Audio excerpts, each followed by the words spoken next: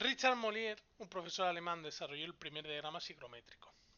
Fue un pionero en el campo de la física aplicada con respecto al aire y el vapor de agua y presentó sus resultados de todos sus experimentos en forma de tabla y gráficos, incluidos los conocidos en el diagrama de Mollier. El diagrama de Mollier al final describe la relación que hay entre el contenido de vapor de agua y la temperatura del aire. En este diagrama, la presión de vapor de equilibrio en función de la temperatura se indica mediante la curva de saturación y no se expresa en kilopascales, sino en gramos de agua por kilogramo de aire seco. El diagrama de Mollier se utiliza muchísimo. Sin embargo, en nuestro campo, ¿vale? Para ingenieros técnicos todo y científicos, es más conocido el diagrama psicométrico, que es el que estamos viendo en pantalla. Este diagrama contiene la misma información que el diagrama de Mollier, pero expresada de una forma diferente. Y ahora vamos a ir viendo qué nos está expresando o qué datos podemos obtener de este diagrama, ya que nos es muy útil para el control del clima en nuestro invernadero. Lo primero es saber que en el eje X, el horizontal, está la temperatura, ¿vale? Que va desde menos 10 grados hasta 55. Por lo tanto, cualquier punto que nos encontremos aquí podemos obtener fácilmente la temperatura. Por ejemplo, en este punto, si queremos saber a qué temperatura está, lo único que debemos de hacer es trazar una línea hacia abajo. Este punto estaría a 30 grados centígrados. Y al revés, si nosotros queremos saber en 20 grados centígrados en qué punto nos encontramos, pues sería partiendo de 20, trazaríamos una línea hacia arriba. Y toda esta línea, todos esos puntos que forman la línea estarían a 20 grados centígrados. También podemos obtener la humedad absoluta del aire, que es la humedad real que tenemos en el aire. ¿Vale? La humedad absoluta es el contenido de vapor de agua que hay en un kilo de aire seco. Se mide en gramos de vapor de agua por kilo de aire seco. Para obtenerlo, pues este punto, si queremos temperatura, nos iríamos hacia abajo y obtenemos 30 grados. Y si queremos saber qué humedad absoluta tiene, nos desplazaríamos hacia la derecha, que sería 15 gramos de vapor de agua por cada kilo de aire seco. En este diagrama también observamos la curva de saturación, que nos indica las condiciones en las cuales el aire está saturado de vapor de agua. Es decir, es la cantidad máxima de vapor de agua en gramos que cabe en un kilo de aire a una temperatura específica. Por lo tanto, en este punto, por ejemplo, que está a 20 grados y si nos desplazamos a la derecha, 10 gramos de humedad absoluta, para saber qué humedad máxima puede tener ese aire a la temperatura de 20, lo que haríamos sería desplazarnos hacia la curva de saturación. Y una vez que estemos en la curva de saturación, podemos medir la humedad absoluta máxima que puede tener el aire a esa temperatura de 20 grados. ¿Cómo lo haríamos? Pues sería desplazándonos hacia la derecha y obtendríamos 15. Por lo tanto, tendríamos, en este caso, en este punto, tendríamos una temperatura de 20 grados centígrados, una humedad absoluta de 10 gramos por gramos de vapor de agua por kilogramos de aire seco. Y al irnos hacia la curva de saturación, es decir, que ya no cabe más agua a esa temperatura, nos iríamos a una humedad absoluta en saturación de 15 gramos de agua por cada kilo de aire seco. ¿Vale? Todo lo que nos encontremos aquí, por encima de esta curva, nos va a decir que ya no hay, ese agua ya no está en vapor de agua, ya pasaría a líquido, ¿vale? Otro dato que obtenemos sería la humedad relativa. Que la humedad relativa son estas líneas que vemos aquí, ¿vale? Que la curva de saturación coincide con el 100% de humedad relativa y luego las vamos viendo que van de 10 en 10. Por ejemplo, aquí tendríamos 90% humedad relativa, 80%, 70%, ¿vale? Así hasta llegar hasta 0%. Por lo tanto, en este punto, por ejemplo, a una temperatura de 20 y una humedad absoluta de 10, vemos que pasa por aquí una curva de humedad relativa que si la seguimos, vemos que está entre 80 y 60. Por lo tanto, aquí tendríamos una humedad relativa del 70%. ¿Por qué pasa la curva del 70% por ahí? El déficit de humedad es una medida que nos indica cuánto vapor de agua se puede añadir al aire antes de que éste precipite, hasta que esté totalmente saturado. ¿Vale? Esto es lo que hemos comentado, que sería desde una temperatura dada, subimos hasta la curva de saturación y una vez que estamos en la curva de saturación, vemos cuánta humedad absoluta hay.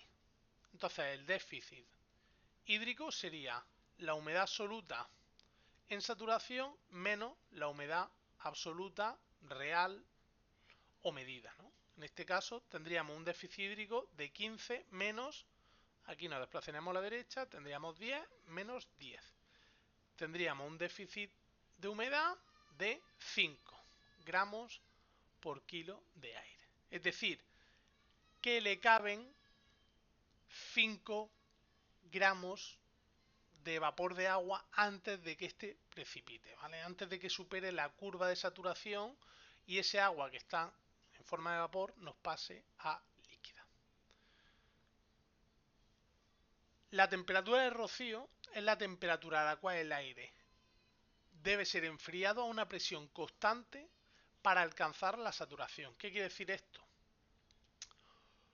Es la temperatura a la que podemos enfriar el aire manteniendo la misma humedad absoluta, sin variar la humedad que hay en el aire, hasta que este aire nos pase de gaseoso a líquido. Por ejemplo, estamos dentro de un invernadero, que está en este punto, 21 grados y humedad absoluta de 10. Nosotros tenemos el invernadero, es de noche, está bajando la temperatura, es decir, nos estamos moviendo hacia la izquierda, está bajando, disminuyendo la temperatura. Pero las ventanas están cerradas, no estamos regando, no estamos nebulizando, no estamos aportando humedad, o sea, la humedad no varía de ninguna manera. Es de noche, la planta está parada, no está tomando humedad, ni echando humedad al ambiente, ni tomando humedad del suelo. La humedad va a ser constante, ¿vale? No va a variar.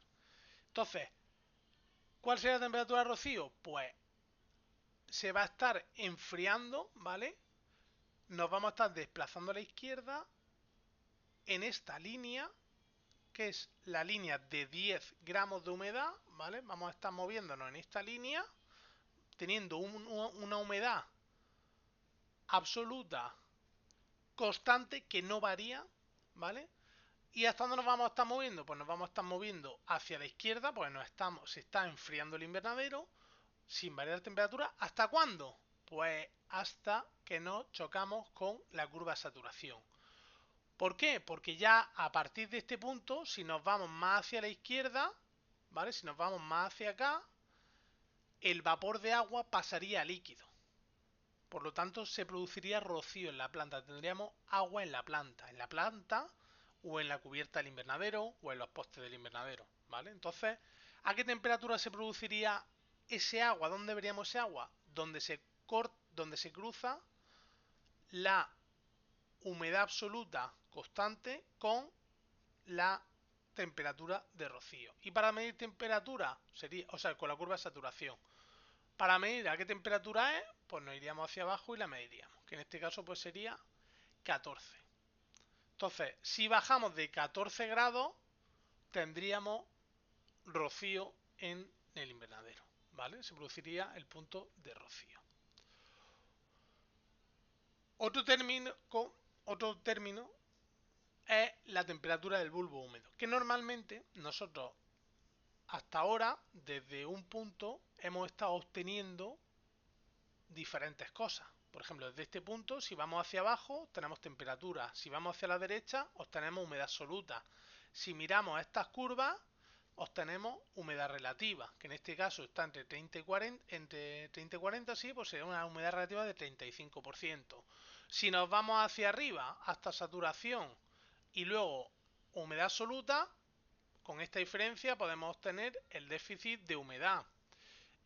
Si nos vamos hacia la izquierda manteniendo la, la humedad absoluta constante y medimos temperatura, obtenemos la temperatura de rocío, ¿vale?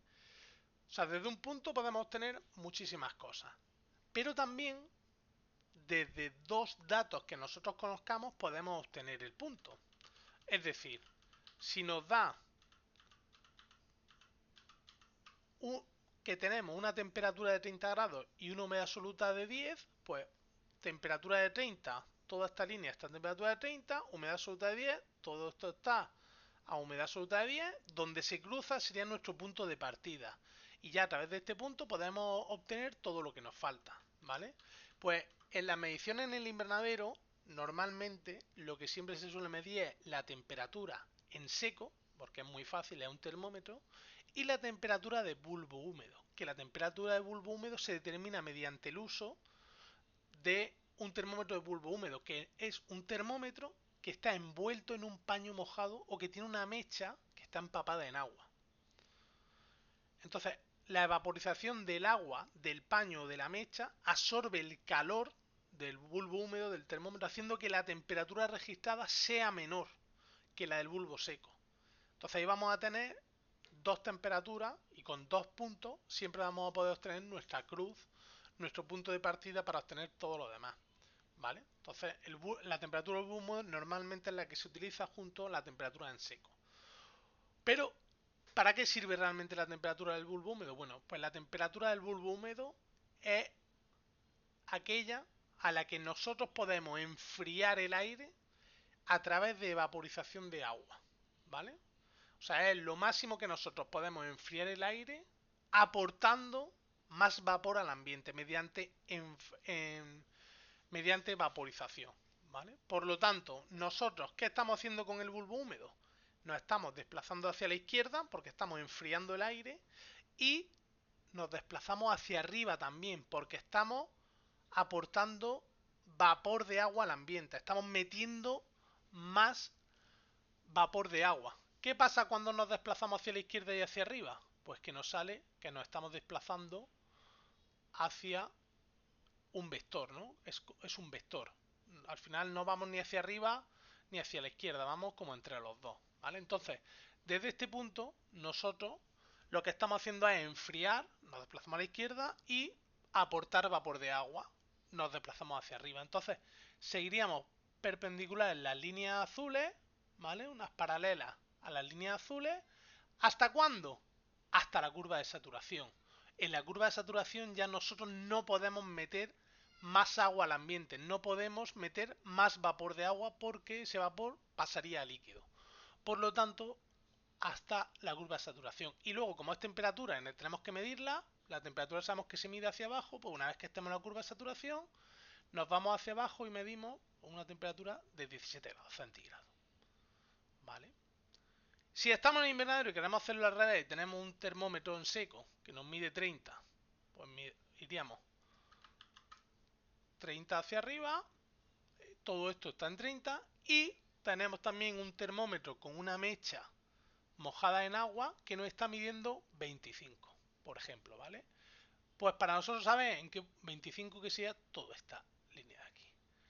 Nosotros para saber dónde está ese punto, lo que hacemos es, con esta temperatura de bulbo húmedo, lo que nosotros sabemos es que una vez que esté en saturación se ha movido paralelo a las líneas azules. Por lo menos lo movemos con las líneas paralelas azules y donde se cruzan, este sería nuestro punto de partida. A través de este punto ya podemos calcular humedad absoluta, 17.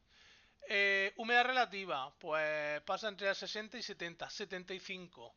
Déficit de humedad, nos vamos a saturación, tenemos en saturación 28, restamos 28 y 17, tenemos el déficit de humedad.